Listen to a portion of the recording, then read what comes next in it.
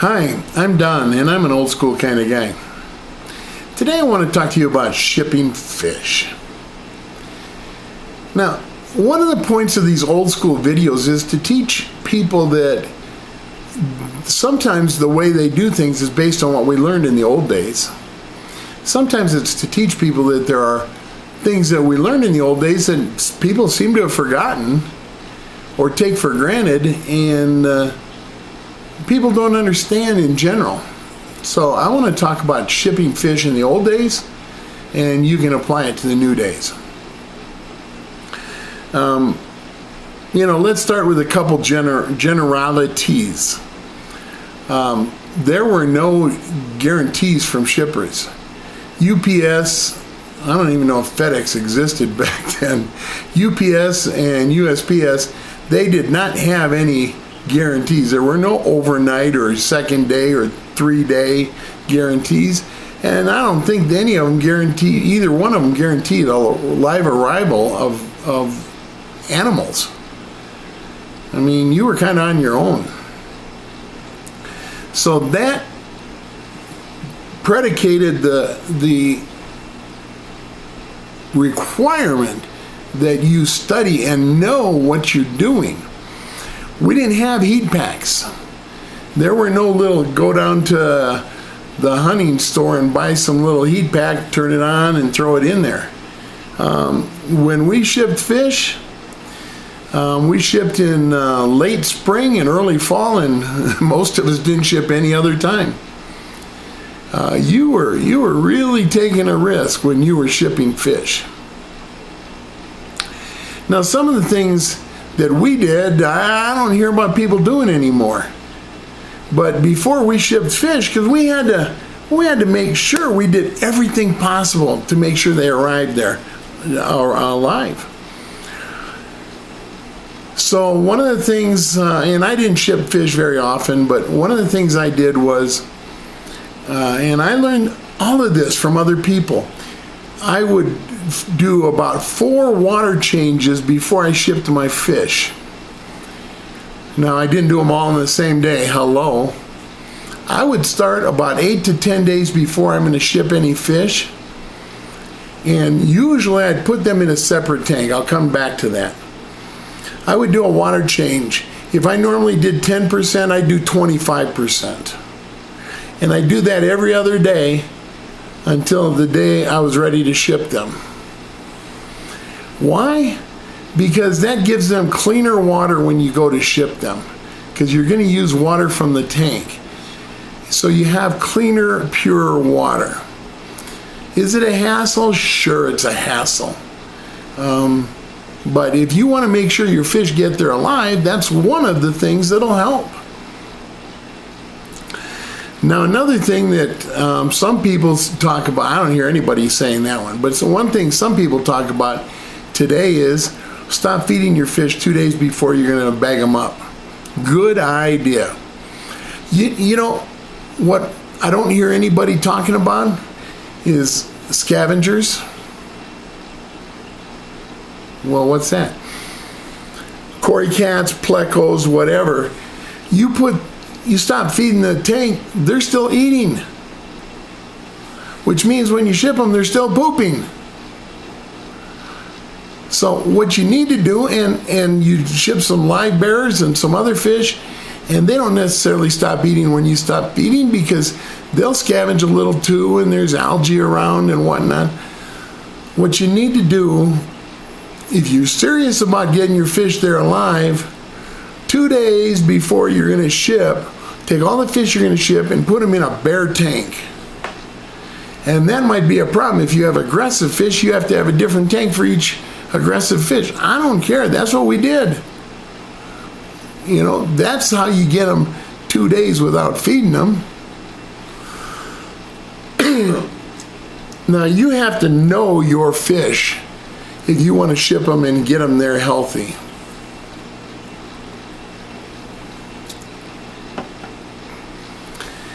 Because you only want to ship healthy fish.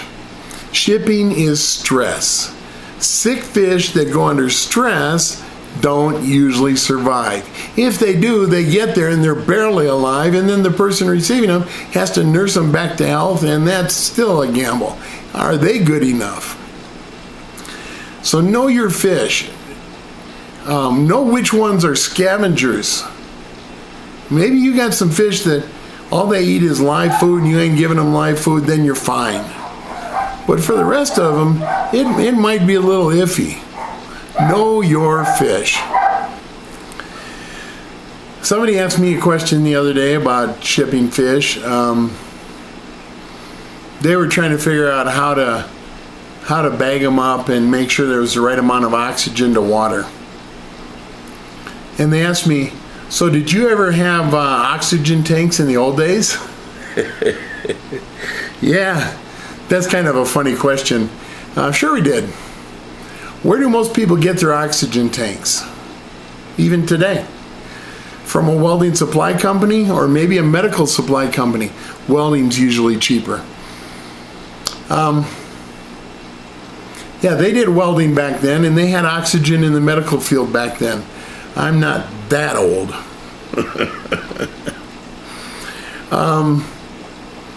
One of the things, one of the tricks some of the old timers talk about is how when you go to put air in the bag, now first off, you could do the scoop. And if you grab the bag just right and seal it all in one grab, it's filled with the air. And then you twist that off. But that takes a little practice to get used to doing. So some hobbyists would blow air into there. Now, the problem is everyone would warn you, don't just take a deep breath and blow it in there. Because when you take a deep breath, your body's absorbing oxygen. So what you do is you slightly hyperventilate, 3, 4, maybe 5 deep breaths. And blow it all out on each one. And then after, at least on, not before your third one, you've exhaled a couple of good times, you take a deep breath, and you fill the bag that time. Because now your body isn't absorbing as much oxygen. Well, truth be told, I never did that one too much either. I don't know, to me, it just seems to make sense. I'd take an airline, hook it up to an air pump, put the airline in the bag, turn the pump on. When the bag's almost full, squeeze down, pull the air tube out, and it worked fine. Hey, it works fine today too. You know why? You know why that should be considered? And again, this goes back to know your fish. There are some fish that don't do well when you put pure oxygen in, especially if you put in too much compared to the amount of water. What fish is that? Well, any labyrinth fish, bettas, gouramis, any fish that gulps air like Corydoras and many other catfish. Those fish, there's too much oxygen in there. They don't do well. If you're pumping pure oxygen in, those fish don't do as well when you're shipping them. Consider not using oxygen for those fish. You can actually kill them. So anyway, getting back to the bag, you know, we would always do what we call a balloon, and that's where you seal one bag up, and then you tip it upside down and put it in another bag, and then you seal that one up.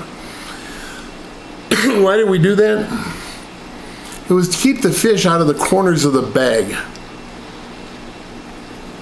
They get in the corners of the bag, they get stuck, they die. Corydoras especially were known for that.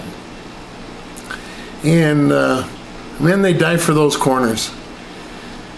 So by turning it upside down, the bottom is round, and the points up at the top of that bag are now surrounded by the round part of the second bag. So no matter which way you turn it, the fish don't have any corners. That's why double bagging, I see people bringing them to the auctions these days, and I double bagged it. Yeah, you put 2 bags the same way, and the fish is still stuck in the corner. They don't understand why we did it that way. Now, as far as how thick should the bag be, everyone says, well, I use 2 mil except if it's this fish, and then I use 4 mil because their spines might puncture. Sure. What did we use in the old days? I have no idea. I got the fish from my local fish store, and I bought the one she sold. It's the only kind she had. She had one kind. She had one size and one kind. Well, actually, she had 2 sizes. She had a small and a large, and she didn't often sell the large because we're talking, her large was very large. Nobody was selling and shipping arowana back then. I mean, there were a few rare ones, but you were getting them from an importer or something. And they'd often actually come in a box, even a cooler, which were expensive back then. So we used whatever thickness of bag she sold. Another thing is, always use 2 rubber bands on a bag. Rubber bands are known to break. Make sure the rubber bands are tight. Leave enough overhang so that you can wrap 2 rubber bands around. People try and get the rubber band up near the very top so there's as much bag as possible. Come on, if you're that worried about the bag, get a bigger bag. You got choices these days. Put 2 rubber bands around. Rubber band breaks in shipment, and you only have 1 bag, or you got 2 bags but 1 rubber band holding them both together. Your fish are dead, okay? So use 2 rubber bands on each bag and make them tight, because they're going to work their way loose if there's any slack in them. I made mine really tight. I couldn't get that last loop on, so I just left it hang. It'll work its way through and it'll come loose. Water's going to leak out. You're going to have dead fish. One thing I never thought of back in the old days, but these days real common, are twist ties. Use those. Problem is they might puncture a bag. So then run some black tape around them or something.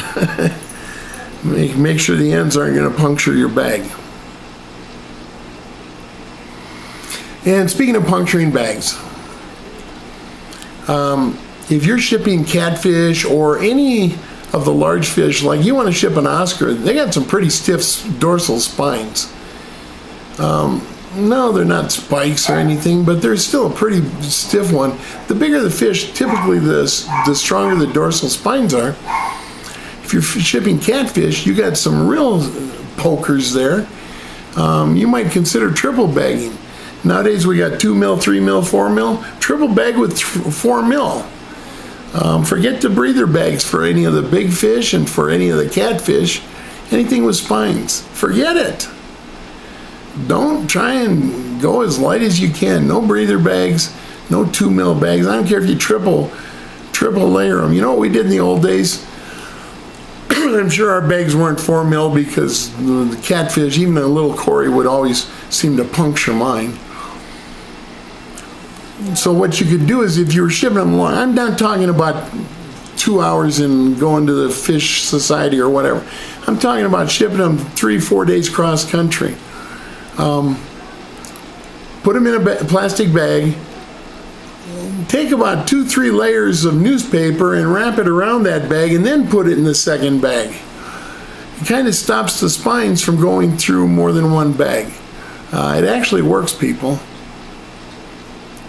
And then try a third bag just in case.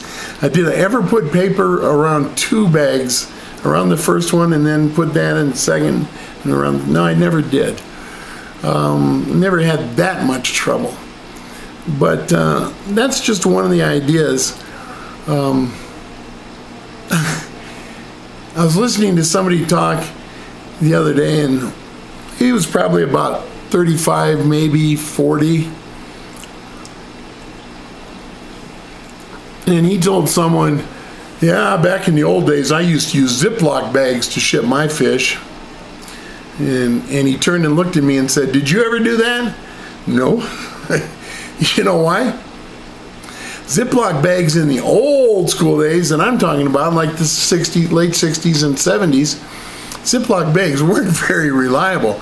A bologna and cheese sandwich might get dried out in there. So no, I didn't use Ziploc bags.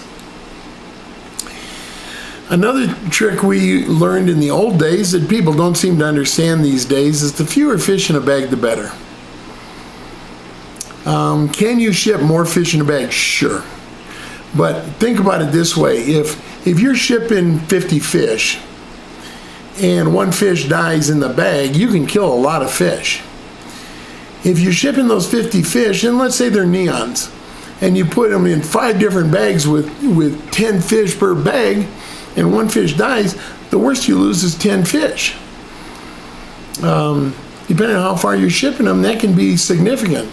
You could lose 50 fish if you're not careful, if you put them all in one bag. Another thing we did in the old days, and I saw somebody on Facebook, not Facebook, it was one of the fish forums. He was frustrated with his aquarium society. People bring in their fish and they've got this bag full of water. I mean, like this much water and this much air at the top. Should be more like 1/3 water to 2/3 air. But we're talking, he had 5 inches of water deep, and the bag was 5 inches across to maybe 3 inches wide, and all he had in there was a trio of platies. One of the things we did in the old days, and this guy reminded me of it, is, and the analogy we used was a car. Now this is before there were too many compact cars, but when you ship fish, you only put enough water in there to keep them alive. If they can't swim, that's okay. You don't exercise inside your car. Your car is made to get you there. Well, that's the water for the fish. It's made to get them there. They don't need a lot of water, especially if you haven't fed them for a couple days. So there's not a lot of waste coming out. And you've got the right kind of oxygen, the right amount, as I talked about earlier. You're going to get them there. So fewer fish per bag and just enough water to cover them. Well, what if I just am shipping neon tetras? Well, if you've got 10 neon tetras in a bag, you need about, depending on how big your bag is, 1 inch, maybe 2 inches of water. That's it. They are not going to be chasing each other. They're not going to be schooling. You don't need a lot of water. They can rest. They're going to be stressed anyway. Speaking of stressed, don't ship aggressive fish 3 to a bag, especially if you've got a species that's aggressive and mating. Certainly nobody tries to ship 5 male bettas in one bag. Okay, now that's an extreme. Well, talk about extremes. How many of the cichlids get aggressive when there's 2 males and 1 female? They drive the other one off, or even 2 females and 1 male sometimes. Or some of them, you just get 2 males, some of them you get 2 fish. Okay? Know your fish. Some fish you don't ship with others. Would you ship an Oscar with 10 neon tetras? No. He'd just call that a traveling snack.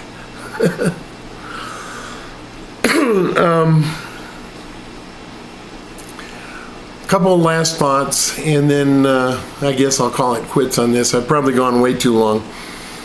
Label every bag. Label every bag. Unless your shipment's all just one kind of fish and they know what is coming. Why? Well, because there are fish that lose a lot of color when they're shipped.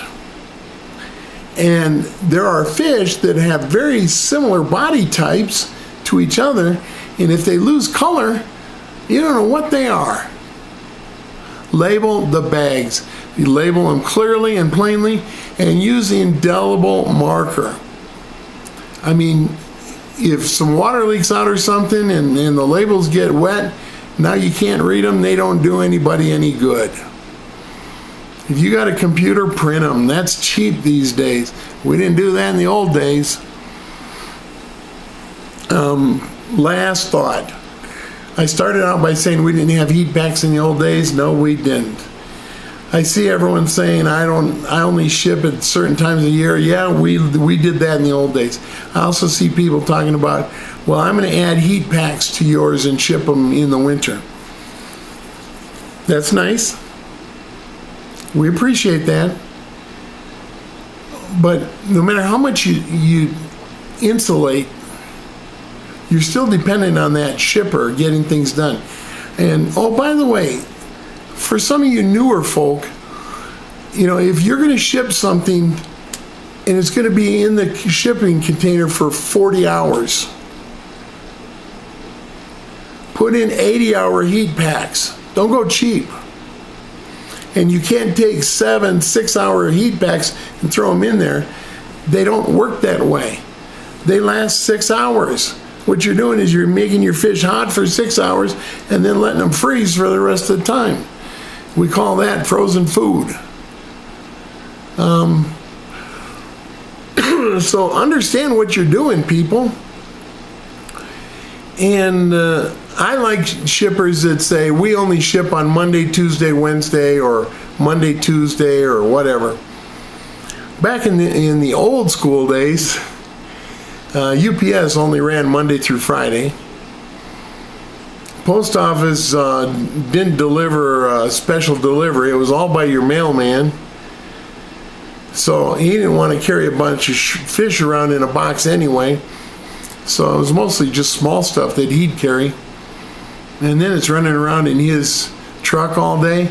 If you lived in northern Wisconsin, chances are good that even a small bag of fish would come in frozen food. But if you're going to ship in the wrong time of year, or even if you're shipping in the right time of year, what did we use for insulation? Well, personally, I used crumpled up newspaper. And I'd crumple it up and pack it down, crumple it up and pack it down. Then I put some bags of fish in, I'd crumple it up and pack it down. Packing it down, did I say that? Because it's going to settle anyway. As the box gets tossed about, the shippers, they don't care. Come on, people. It says fragile. Wham! You know, it doesn't come out of their pocket. So, pack it down. Another thing some of the people back then used was popcorn. No, I'm not talking about shipping popcorn. I'm talking about popcorn. You know, back before you had microwave popcorn, you know, we made popcorn in big kettles, and just dump a few kettles of popcorn in there. Pack it down. Popcorn crunches. Pack it down. Not till it's flat, but pack it down. Pack it tight. Shipping popcorn worked fine. Some used it back then, but it was kind of expensive.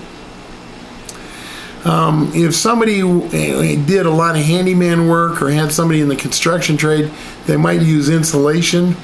Insulation was good. Mostly we're talking about the rolls of insulation, cutting off chunks of that and throwing it in there. Pack it down. Styrofoam, it wasn't real common back then. It was available. It was a little pricey, but it was within reason for somebody who was serious about their fish and didn't ship a lot. Or if you were very serious about your fish like a wholesaler and shipped a whole lot, Styrofoam made a good choice, like Styrofoam peanuts. Oh, shipping fish. Why do you do what you do? That's kind of what old school is all about. Understanding why you do what you do. Sometimes you do it because we learned it back in the old days. Sometimes you do it because you forgot what we learned in the old days. Sometimes you do it because you've learned a new way that's better. Hey, I'm not saying my way is always best. I'm saying you can learn from it. And when you do, make sure and never forget, have fun.